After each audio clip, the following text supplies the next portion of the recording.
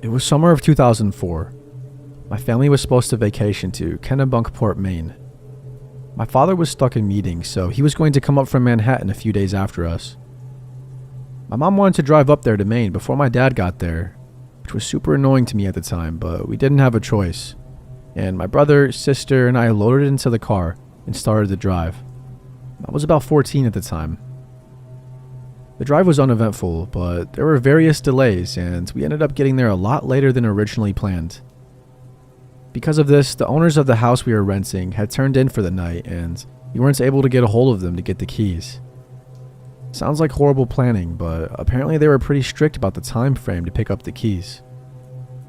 My mom, unfazed, decided she wanted lobster, so we went to one of our favorite spots. She called my dad to see if he could make us reservations at a hotel in Kennebunkport from New York City while we ate. We were enjoying the lobster while a guy came up and started chatting with my mom. I figured it was just a friendly local making conversation. During this, my dad calls my mom, and my mom excuses herself to speak to him. Apparently, all hotels were booked for the night, go figure. Height of vacation season in Kennebunkport. The plan was for us to drive to the nearest town and just find somewhere to stay until we could pick up the keys for our vacation home. Apparently, the local had been listening into my mom's conversation and came back over when she got off the phone. I want to say there was nothing outwardly off about him. He was preppy looking, clean cut, unassuming, and he fit in with the clientele. He told my mom that he had a big home with a big guest house that we were more than welcome to stay at, and that his wife wouldn't mind. Immediately my reaction was screw that. No way in the world I was staying in a random dude's house in creepy Maine in the dark. No offense to anyone from Maine, but the streets get creepy. My mom, doing her due diligence, determined this guy was legit. Said he was in finance. My mom was an investment banker, and they chatted enough for my mom to determine that he wasn't totally full of it. I called my dad pretty hysterical, but he said I was overreacting and that I needed to get out of the city more and accept that sometimes people are just nice. So my brother, sister, and I got into our car and followed him back to his house. The guest house was actually really nice, fully furnished, but the beds were oddly placed. It had 2 bedrooms, and instead of the beds being located in the middle or centered, imagine a symmetrical room layout. They were right under the window in each room. It just seemed out of place to me. Anyway, fast forward, we are all getting ready to go to bed. My mom hears a knock on the door, and it's the guy. He said he just wanted to check to make sure we got settled. Cool. Nice thing to do. About 30 minutes later, he comes back to check in again. At this point, my mom was like, thanks, we're good. We'll stop by the house in the morning to say thank you, etc. Okay, so fast forward another 30 or 45 minutes. I can't sleep. I'm feeling terrified. We hear this rustling, which is odd, because the guest house was nowhere around trees, or even close proximity to bushes that might cause such a noise. At this point, I see my mom wide awake and look up at the window, like motioning towards the window with her eyes. Let me add real quick, none of the windows had curtains. The guy said it was because his wife was in the process of redecorating. When I looked up, there was a male figure just standing. I thought I was going to have a heart attack. I don't know how long he was there for. When he walked away, my mom waited a bit and then told us to get our stuff together. She wasn't messing around. We had my dad on the phone at this point, and he was pretty much flipping out at my mom about something, but I didn't hear what. My mom said she was going to put stuff in the car and to follow her out. This was around 2 a.m. When we got into the car, we pulled around to the front of the main house so we could get the hell out of there. However, when we got to the front, all the lights were off. Not just all the lights, but it looked like no one had been home. Porch light, table lamp, and front windows, like everything black. Also, the 2 cars were gone. The local's car and what we presumed to be his wife's car. After seeing this, my mom at this point, pretty unsettled, said we were leaving and we proceeded to drive to the gate. The gate at the end of the driveway had been deadbolted and padlocked shut from the inside. It wasn't a super strong gate, so my dad said rev it, and we were in a big SUV. We just smashed right through it. We drove back straight to New York City, not speaking the entire time. We have never returned back to Maine, and my parents refused to speak about it. I asked a family member one night about it when he was drunk, and all he said was, "They didn't tell you?" The actual owners of that house were on vacation. I'm assuming my mom or dad followed up with local authorities and figured that out, but never told us. I don't know who that man was or what was planned that evening. I was curious as to whether there were any known serial killers or murderers who were in that area at that time.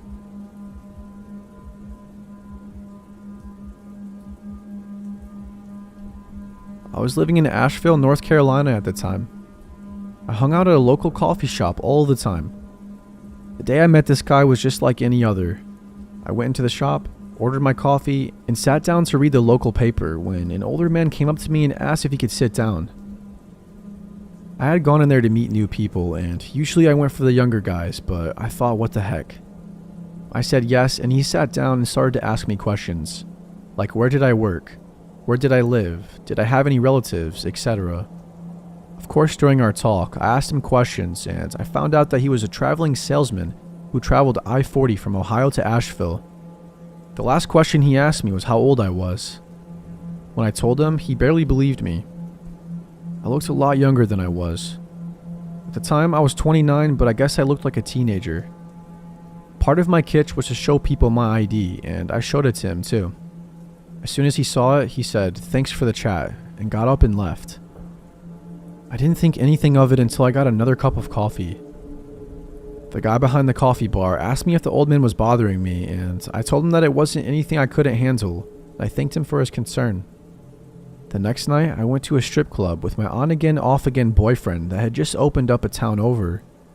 My boyfriend asked me if I wanted to strip because someone had offered the manager $500 for me to do it. I didn't really want to, but I was pretty interested to find out who it was that was going to pay me that much to strip. Coincidence or no, it was the same guy from the coffee shop. I was extremely creeped out.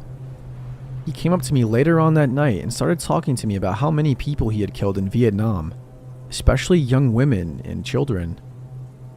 I was really creeped out then and edged away from him, and I found another group of friends to hang out with, and I made sure I was never alone. He didn't try anything with me though, he just left. I was kind of freaking out inside, but I really didn't do anything about it. I just went to work the next day like normal, and one of the girls I worked with came up and asked if I had heard about that girl who had been stabbed in the neck from behind as she came out of one of the bars. The girl went on saying that her dad was a cop, and they were looking for a serial killer who was killing young girls from Ohio to Asheville off of I-40. They weren't sure, but they thought he was another guy who was probably a traveling salesman. The cops thought he had a thing for women who had my characteristics and were 18 and under. I freaked out and told her about the guy. She called her dad, but I don't know if they didn't believe me or what, but they didn't question me. I really think that the only thing that saved me was the fact that I was much older.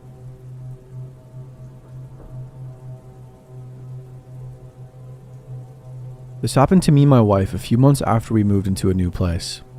This took place back in November of 2018, and actually wasn't even fully resolved until just recently. So back at this point in time, me and my wife were going through some hard times. I was making money through some slightly illegal means and had actually gone to jail for 9 months. I got out in September of 2018, and I had a job in the city waiting for me when I got home. Now, when I got out of jail, my wife was living with her mom about an hour away from the city, but she knew we had to find somewhere to live close to both of our jobs that were downtown in the city that we were moving to. Since we were starting all over after the legal fees, lawyers, fines, and other assorted debts, we knew we could only afford something super cheap that would let us pay week to week instead of having to pay security deposits and monthly rent up front. We found a boarding house in our city and checked it out. There were 4 rooms in the house with a shared kitchen and bathroom for everyone. We moved into one of the rooms.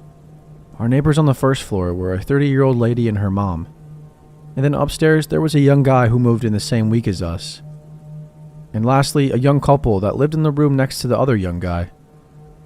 In the 3 months that we lived there, the only people we talked to was the young couple upstairs.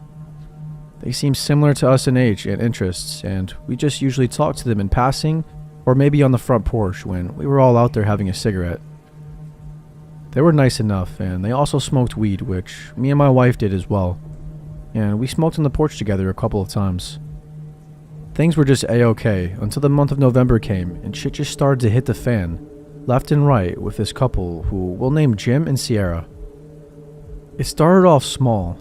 Things like hearing them get into short shouting matches, or one or both of them asking me and my wife to borrow money, or constantly trying to bum cigarettes. One day I came home and Sierra was walking into the house, the same time as me, with 3 guys that I've never seen before, and a case of beer. They party all night and keep me and my wife up, but we end up going to bed around 5 a.m. A few days later, we are woken up on a Sunday. Me and my wife's only day off to Jim screaming at Sierra, throwing all of her stuff into the front yard. He was calling her everything in the book, you can imagine, and told her to get out of his life, yada yada yada. They argue for like 3 hours and eventually someone picks Sierra up. We had a week of peace and quiet, but by the next week she was moved back in, and the fights and screaming were constant. Until one night. It was a Tuesday night, the day before my birthday. Me and my wife worked that day and just kind of lounged around after work. My wife and I ended up smoking some weed around 1 a.m. and we put in a movie to giggle at all night.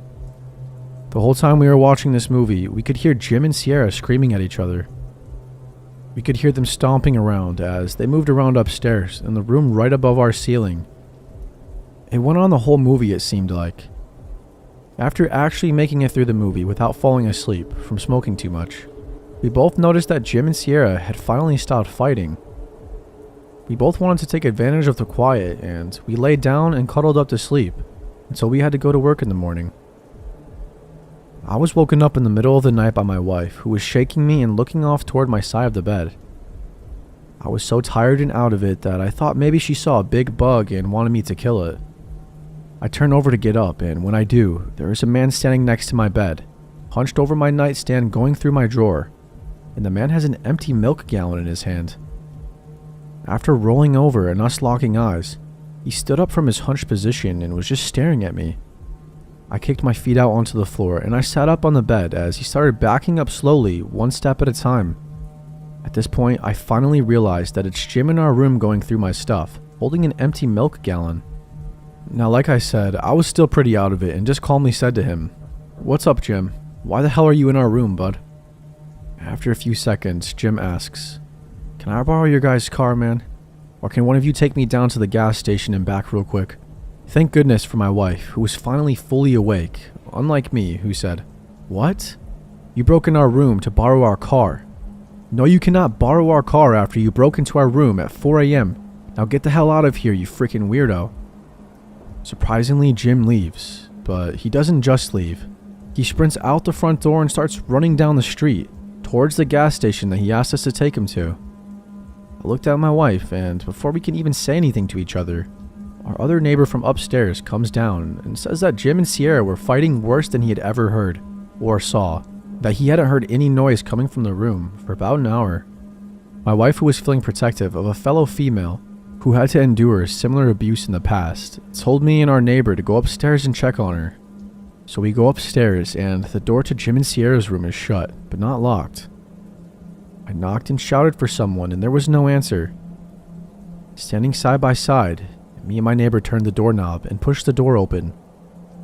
On the back wall of the room, Sierra was laying on the couch, face up, and we also noticed that the floor and ceiling had been hacked up, almost like someone was trying to get inside of the floor and ceiling for some reason.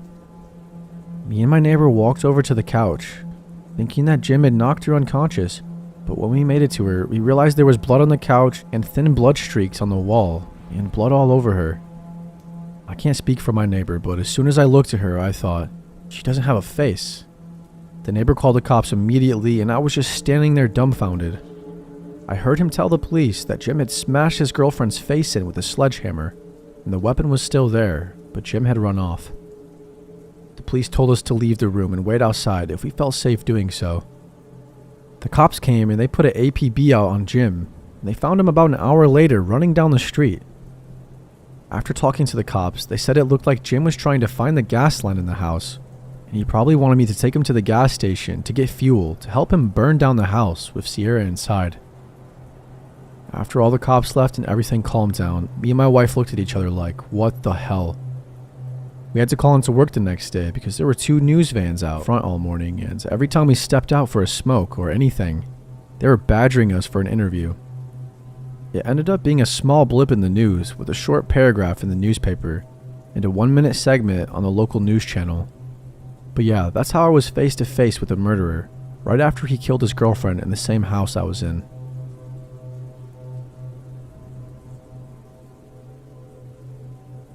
This is a combination of very short stories that I heard after this guy was caught.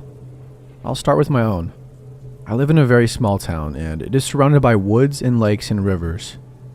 One day I had gone to a mom and pop gas station and grocery store, made my purchases, and returned to my car to leave. As I pulled out the driveway, there was a white van driven by an older gentleman pulling into the store as I waited to pull out on the road. I was staring as he drove right past me because I was going to wave at him. I thought it was my friend's uncle who had a van just like it, and from a distance it looked like him. But as I stared, the guy turned to look at me, and I realized that it was not my friend's uncle at all. But I looked into the coldest, meanest looking eyes that I have ever encountered. I drove home that day thinking of serial killers, murderers, and weirdos, before convincing myself that my imagination was seriously running wild. But later in 2008, a lady from our town met this guy, with his van, at another gas station a few miles outside of town. He said he was looking for a campsite that was free and you did not have to register or anything. She assumed that he was homeless and down on his luck, so she gave him directions to one and told him to just follow her. She would eventually turn at her house, but if he kept going a few miles, he would find the place. Later on that year, she was really freaked out when it came out who this guy was and that she showed him where she lived. Another time, some college girls were hanging out at the beach. One of them said, after this guy was caught, that she and her friends had seen and talked to him several times at the beach during the summer of 2008, and that he seemed really nice. But of course they were freaked out too when they later learned on what he was capable of. Once again, in December of 2008, a lady from our area went missing. I'm not going to go into details about that here. You can Google and read about this. The way this individual was caught was after he committed a horrible act of kidnapping and murder here. He went to Georgia and kidnapped and murdered a young girl. And a hint of who this was, if you Google the murder at Blood Mountain in Georgia, you will know who I'm talking about. At least I think you will anyway, because I have not Googled it. But it is real. Anyway, it was really freaky to know that I had actually seen him once, after everything happened. That he was living so close by, and probably driving past my house many times, before he kidnapped and murdered this lady from our area.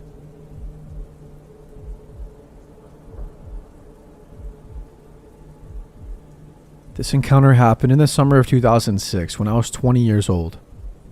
I didn't get my driver's license until January of that year, and driving opened up so many doors for me that I took a lot of solo road trips to my friends' houses. I also look pretty young for my age, and I was often mistaken for a high school student in my early 20s. I was driving alone on I-78 on a random July day, on my way to visit my friend in southern Pennsylvania for a long weekend. Her parents were away, and we had the house to ourselves, and we were planning on drinking and hot tubbing and watching Planet Earth drunk. It had just came out. Maybe run around some cornfields at night. I was so excited and I had a great drive, listening to good music, and it was a beautiful day for driving. Right after I crossed the border from New Jersey into Pennsylvania, I stopped at one of the first rest stops to get gas and snacks for the last part of my drive. I've tried to figure out which rest stop this was and I can't ID it, but it was a gas station with a large mini-mart. Opposite of the gas station was the on-ramp back to I-78 West, and parallel to the on-ramp was a dirt road which comes into play later. I was heading into the store when a man in his late 30s or early 40s approached me. He was a stocky guy, decently tall. I'm 5'1". He had on a plain black tee and jeans with dark brown hair and a mustache and goatee. He had just come out of a black pickup truck parked a few spaces away from my car. He had a super intense gaze and immediately creeped me out. He just had a crazy energy about him. I don't really get bad vibes from people that often, but this was just strange. He stood too close, with his gaze crazy and direct and focused. His word choice was strange. He immediately set off all of my alarms. He asked if I was from the area, despite my Connecticut license plate. He even asked where I was headed and if I knew of anything fun to do, because he had plans later and time to kill beforehand. He invited me to go play mini golf or watch a movie with him. I truthfully didn't answer any of his questions, and I declined his invitation to hang out with him, and I told him that I didn't know the area that well, and I walked away towards the store. I was blown away that he asked me to go somewhere with him. It was so random and uncomfortable. As I was walking away, he actually screamed out, "You're gorgeous." And the volume and tone made my hair stand on end. It was super aggressive and inappropriate, and he even startled a family that was walking out of the store. It was that loud. He came into the store shortly after and he was just staring at me, so I went to use the bathroom and I stayed in there for at least 10 minutes, texting my friend about this creep. When I came out, he wasn't in the store anymore, thankfully, so I took my time buying drinks and snacks. Sour Bright crawlers and trail mix being my obligatory road trip food, and I went out to gas up my car. I was relieved his car was gone, and I started thinking about the rest of my drive and getting excited to see my friend. When I pull up to the road to get back on the highway though, I hear someone persistently honking his horn, and I see this creep show on the dirt road parallel to the on-ramp in his truck honking and shouting and waving at me to drive over to him. He was directly facing the gas station and had been waiting for me to pull up. I immediately freaked out and jumped on the on-ramp back to I-78. He pulled onto the highway after me and I called my friend extremely scared. I drove so fast and probably dangerously, and looking back, I am lucky that I didn't get into an accident, but I just didn't know what to do. He didn't follow me for that long, and I think after a few exits he finally pulled off. My friend and I had a backup plan that if I saw his car again, she would direct me to a police station the next town over from her house, instead of me going directly there and leading some freak to us. I didn't see the car again and went to my friend's, but the last hours of my drive I was extremely tense and anxious. I remember checking my mirrors often for this black pickup truck. It all ended well. I got to my friend's house safely and we had a nice weekend. The encounter was definitely creepy, but over the years I didn't put much thought into it. A few years ago though, in 2014, I was talking with another friend who is big into serial killers, and I mentioned my encounter jokingly, suggesting that this was a serial killer I had met, and told her my experience. She was fascinated and she wanted to Google active serial killers in Pennsylvania area at the time. The first hit was for Adam Leroy Lane, and he looked almost exactly like the man I met back in 2006. It could have been my mind filling in the blanks, but the basic characteristics, 40s, tall but stocky, brown hair with mustache and goatee, and the time and area all match. In my memory, he was a little bit slimmer than the pictures, and it was 2006, not 2007, when he was actually convicted of murdering women. Still, it's an odd coincidence, and one I've never forgotten.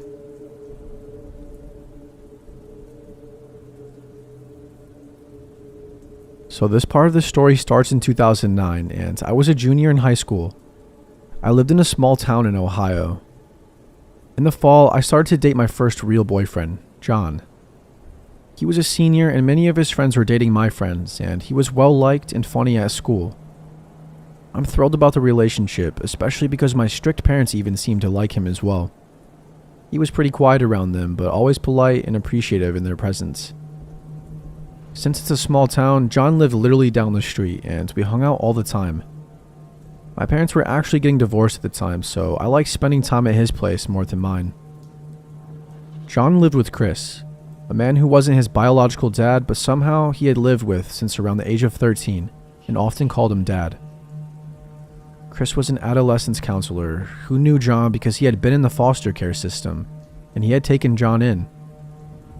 Chris was an amazing human who was fun to be around, and it was just the two of them and their pug Murphy at the house.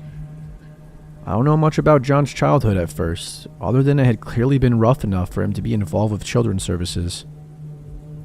Anyways, we spent a lot of time together, and always had a good time with Chris as well. Eventually, John confided in me that he often had really bad depression and would get really bad thoughts. I was shook by this, and I even told Chris about it as well. Regardless, we continued to date, and I did my best to support him. So the next year I'm a senior and John has graduated, but he's not really doing anything. He didn't go to college, and his plans to join the military weren't working out, so he's just living with Chris and working a part-time job that my dad had gotten for him. I've always been into school and extracurriculars, and I felt like John was holding me back. Our relationship was going downhill in many ways, but I was scared if I broke it off that he might really do something drastic. He had threatened to do so when I tried. In May 2011, I graduated high school and decided I had to leave the relationship behind. I was having my own depression issues, and John was having a detrimental effect on my mental health. I finally told him that we had to break up and he needed to stop contacting me with these threats. I mostly cut off all contact, and a couple of months later, I got an apartment with a friend, about 30 minutes away from home, beside the college I was attending. One Friday night in April 2012, I'm in my hometown to see a friend, and I pass John's house where I see police cars everywhere. I'm shocked and I didn't know what to think, so I immediately call our mutual friend Kyle. Kyle said he has no clue what was going on with John, and he says that John had hung out at his house a few days before. Kyle said John seemed like he was in a good mood, especially because he was driving Chris's Beamer at the time, which he loved to do. Anyways, Kyle was actually hanging out at my apartment with my roommate. This was normal as he had a crush on her, so I just keep driving that way. When I get to my place, Kyle hasn't heard anything, but my mom calls me with the scoop. She's friends with cop wives and stuff, small town stuff. It turns out that John murdered Chris, and he was on the run somewhere. Someone had called for a wellness check after not hearing from Chris for a while. The cops found his body at home. I was shocked and a little bit scared, as were Kyle and my roomie. So we all decided to stay at my roommate's parents' house for the night. By morning, the cops had luckily found and arrested John. He had taken the Beamer, so it was easily spotted at a rundown motel about 15 miles from his home, and about 12 miles from our apartment. When the details came out, the whole thing was even more terrifying. It was a brutal homicide, and it occurred days before the body was found. Which means that John was just hanging out at Kyle's house between committing this act and getting arrested. Just nonchalantly playing video games and telling jokes to Kyle's little sister, acting like everything was just fine. Meanwhile, he had stuffed Chris's body in their freezer at home. It's insane to think about how someone could be such a psychopath. There was really no explanation given. John initially tried to plead insanity, but he was eventually deemed competent and then pleaded guilty. He got 30 to life in prison.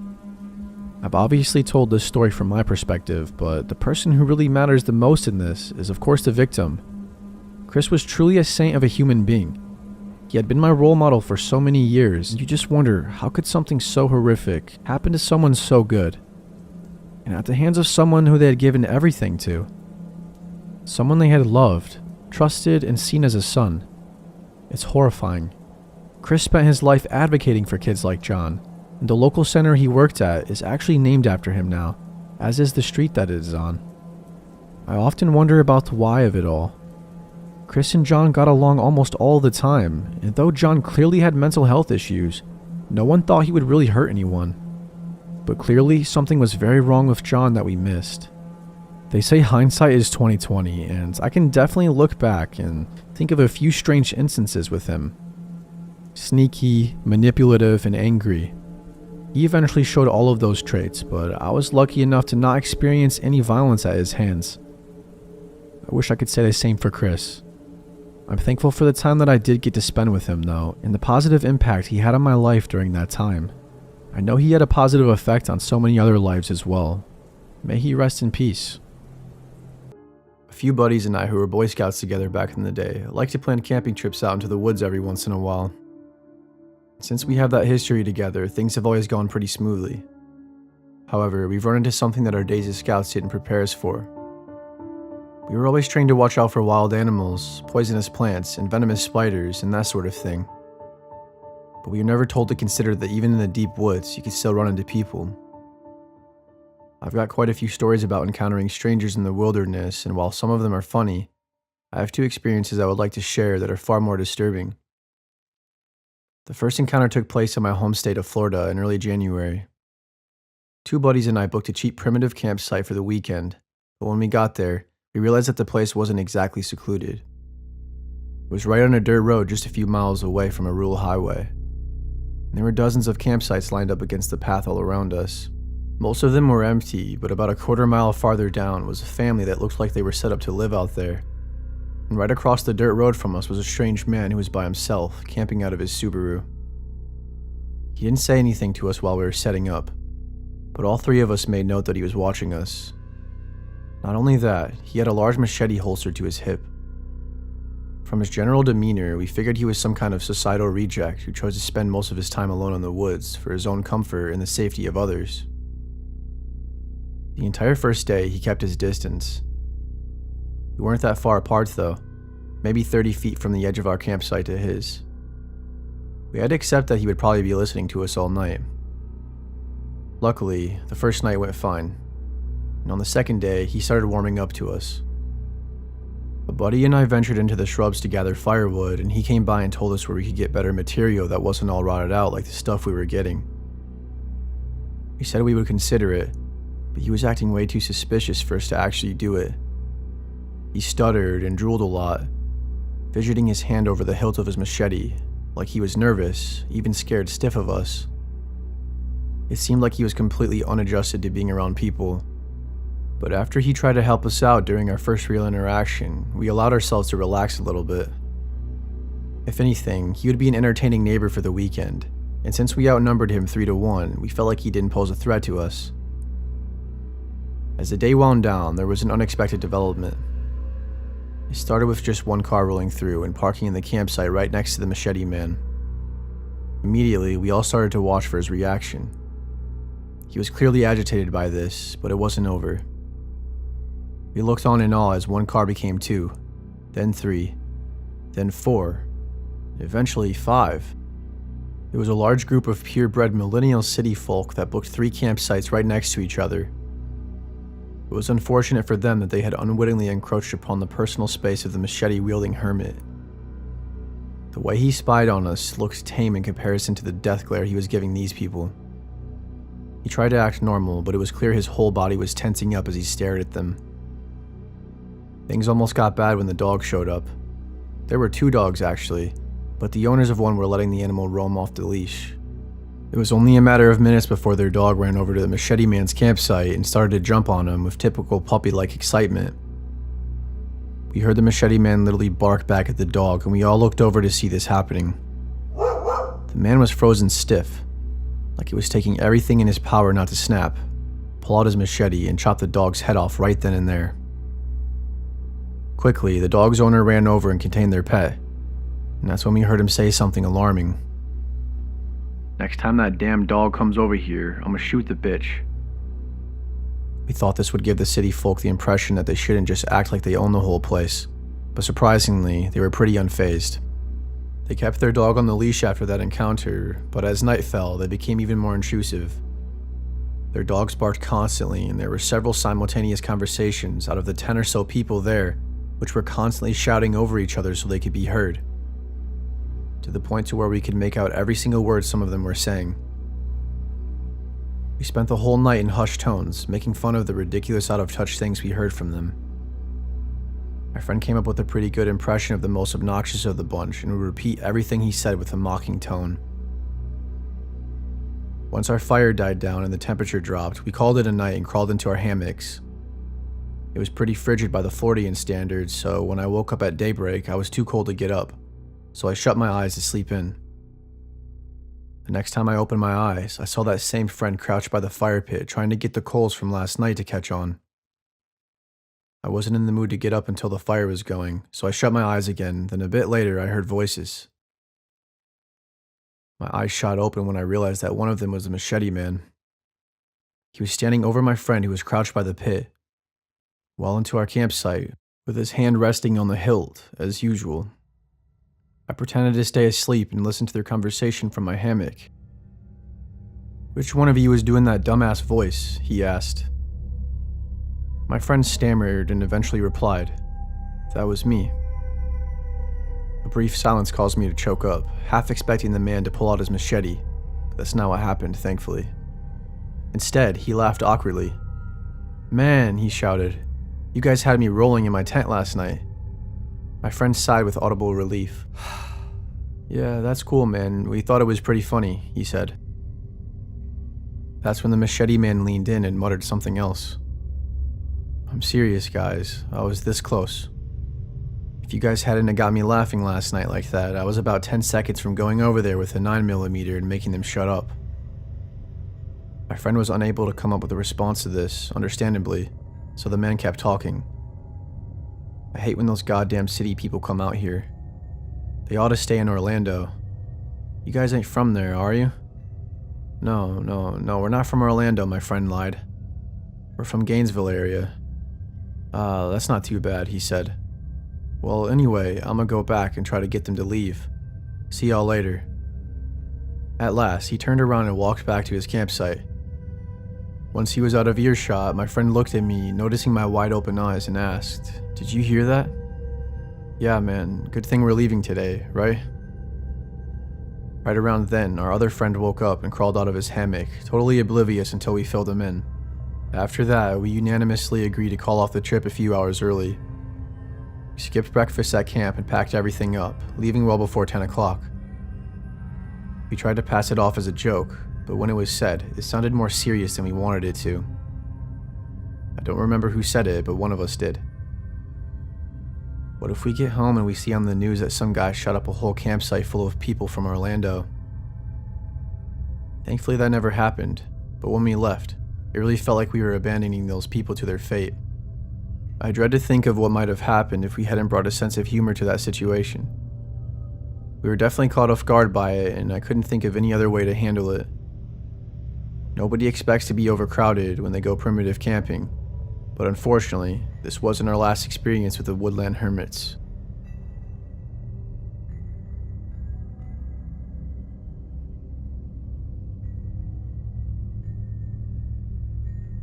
The second time I encountered a person unexpectedly in the woods could have gone much worse.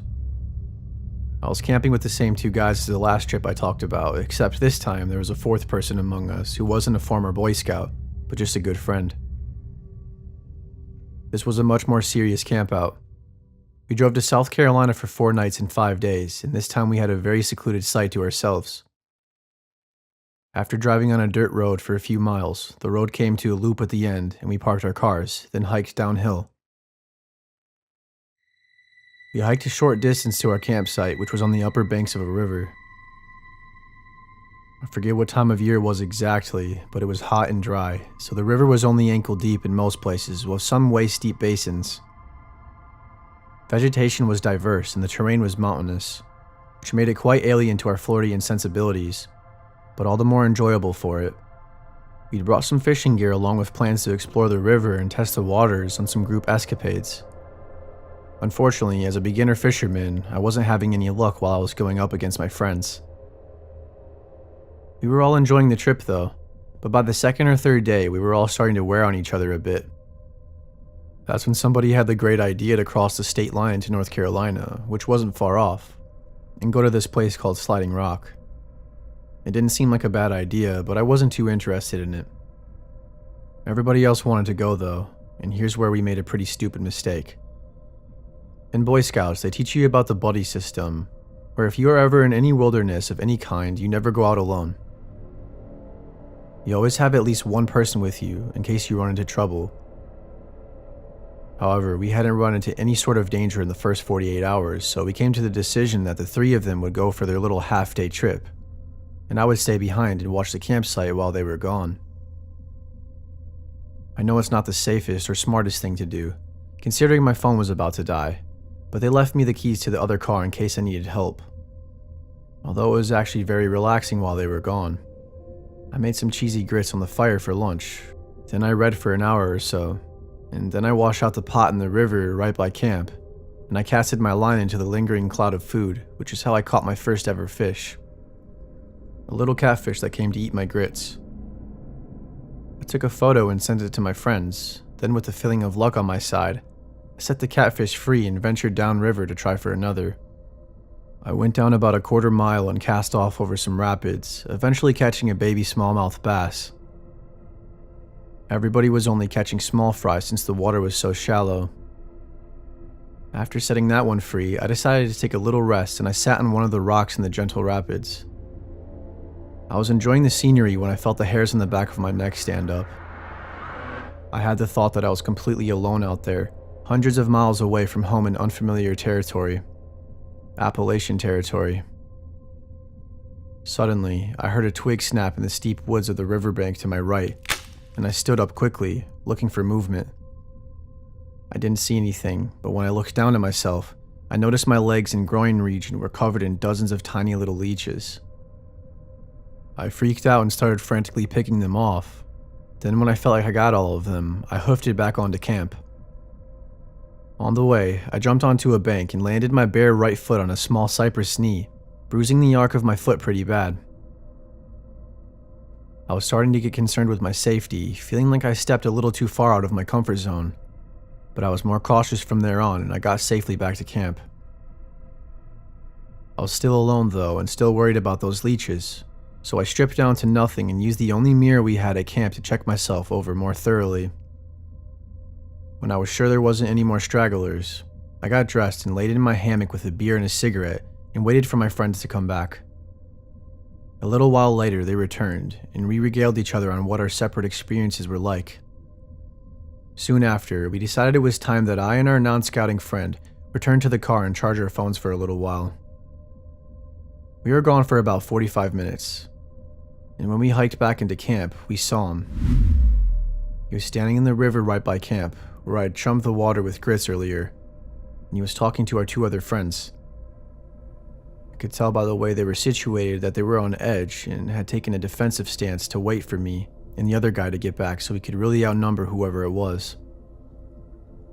He was geared up like he lived out of his backpack, and I'm sure he did. He was a mountain man through and through. I never got close enough to hear what he was saying, but he was almost unintelligible from his lack of teeth anyway. My friends eventually told me everything they could understand. Apparently, this guy's name was Bo, and he claimed to own this entire region of mountains. Graciously, he allowed us to stay with his permission as long as we continued to be respectful. Then, he looked over to me and told my friend that he had seen me in the river earlier and was about to come talk to me until I got spooked and ran off. That's when I realized he must have been watching me the entire time, or at least for a lot of it. He probably watched me strip naked too. Regardless, the way he eyed up our entire campsite was suspicious. He seemed a little delusional and unpredictable. I'm immensely grateful that he didn't approach me while I was alone.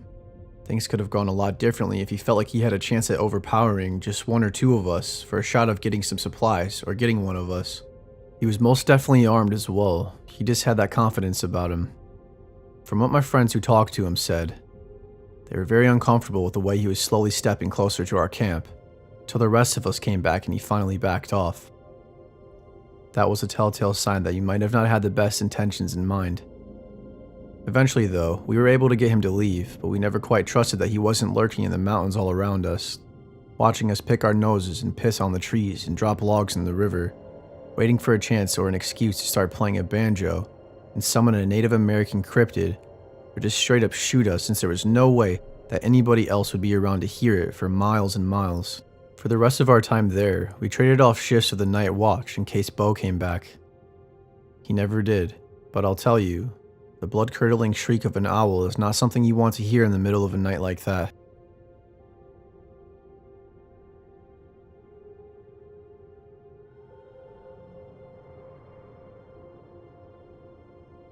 I took a break from camping for a couple years, but I recently went on my first trip in a while. There were 4 of us going in total. I brought some of the friends that have gone with me before, and one of them brought their new fiancé. I booked a familiar campsite, but in the time I was away, it became different from how I remembered it. The trees were healthier, the shrubs were thicker, and in general, the foliage was more colorful and abundant. The foot trails that used to snake through the woods around the site were completely overgrown. People must have forgotten about that area for a couple of years through the lockdown, so of course, the forest moved in to take it right back. However, my fellow campers were not appreciative of this. In the past, we were all on the same page about respecting the woods, but this time around, they were acting different. I can't say I blame them. The last few years have been tough, and it's good to let loose. But it's also always crucial to remember that you're a guest in nature's domain when you're in the wilderness. Unfortunately, as soon as we were set up, all of my friends started to act like a bunch of college kids. They were snapping branches off of trees because they were supposedly in the way, drinking excessive amounts of beer, and throwing the empty cans into the woods, and even spreading hot coals from the fire pit into the rest of the campsite, just to play with the fire by watching it catch and stamping it out moments before it got out of control. They were literally breaking every possible rule. I got upset with them and I told them to cut it out, but they more or less just shoved a beer in my hand and told me to chill. I tried to enjoy my time, but as the evening wore down, so did I. While everybody else sat around the fire, I turned in early. I was restless, even though I wasn't even that physically tired in the first place. I was just in a bad mood. And they were all talking extremely loud and needlessly yelling about nonsense. I didn't check the time, but I know it was late when they finally called it a night. It was like the whole forest took a breath when they all shut up and passed out. I laid there listening to the bugs for a while, long enough to be the only person left awake. Then I got up to pee one more time. I crawled out and walked to the tree line around the campsite to unzip. Naturally, my eyes drifted off into the darkness of the woods. Looking up, I could see the crescent moon peeking through the canopy. Then looking forward, it was just all trees and shadows, until I saw something else. A pair of eyes looking straight at me, almost going white. I immediately jumped in surprise and covered myself up, looking away for a mere split second.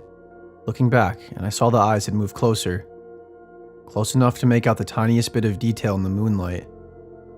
It was a person, or at least it seemed like a person, just standing out in the open. There was something bone-chilling about them. I knew I had to call them out, but I was nearly too afraid to speak. Hey, who's there? When they didn't respond, I thought to shine my flashlight on them. I fumbled through my pocket for the little one I'd taken out with me, again looking away for a single second before clicking it on and shining the beam on them. Of course, they had moved again, a full 10 feet or so, and now there was only 30 feet between us. I cursed in fear, but now that I had some light on them, more details came into focus.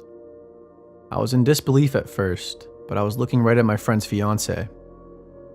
She was in the same clothes I'd seen her last wearing, looking exactly like she normally does, except the abnormally reflective whites of her eyes, and the way she was standing like she was being held up by strings.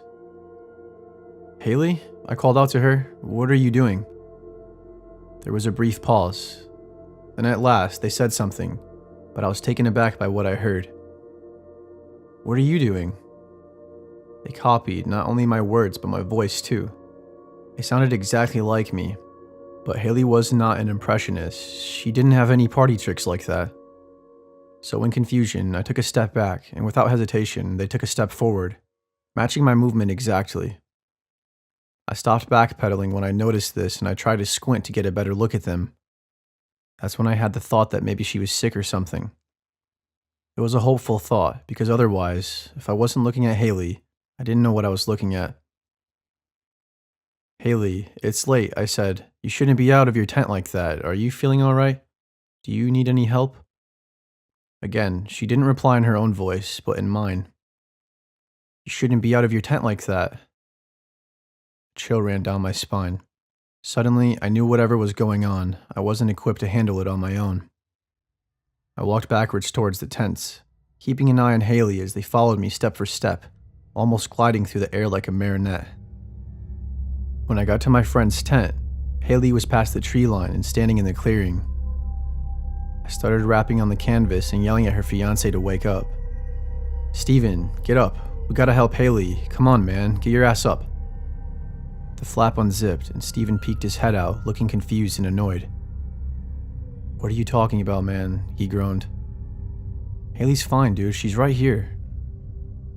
He pulled back the tent flap and showed me inside his tent, where I shined my light and I saw Haley in her sleeping bag, just starting to stir from all the commotion. "What the hell?" I muttered. Dumbfounded, but I swear, she was just out there. I turned around and shined the light back to where I'd just seen Haley, but nobody was there. Nothing at all, not a trace. "Are you alright, man?" Steven asked me. "You seem a little freaked out." Yeah, I am really freaked out, I shouted in an outburst. I don't know what the hell I just saw. But there's nothing there, bro. Stephen pointed into the woods, where there was indeed nothing there, or at least not any longer. I tried to convince him that I seen something, but he brushed me off and told me to go back to sleep. He shut me out of his tent, but there was no way I could go back to mine and relax. Instead, I sat around the fire and stirred the coals back to life, and that's where I stayed for the rest of the night, on guard duty in case that thing came back. I was fraught with paranoia the whole time. Every sound I heard sent chills of pure adrenaline through my whole body, convincing me that I was about to see those deathly white eyes open up and stare at me all over again. At first light, I put my foot down. I woke everybody up and forced them to pack their things and go home. I made the executive decision to call off the trip, much to everybody else's many complaints. None of them took me seriously. In fact, they all tried to convince me I was hallucinating, but we had taken my car and half the gear they were using was mine, so they had no choice but to go with me. The entire car ride back home was silent. I haven't been on good terms with any of them since. They all want me to get my head checked, but I know I'm not crazy. If anyone thinks they might have heard about anything like what I saw, it would help me a lot to be able to research it. The best that I can figure is something that lives out there got quite comfortable with all the humans disappearing for a while, and the party I brought with me was not gracious enough to earn a welcome return. That, or maybe I really am going off the deep end. One thing's for sure, I don't think I'll be getting back into camping.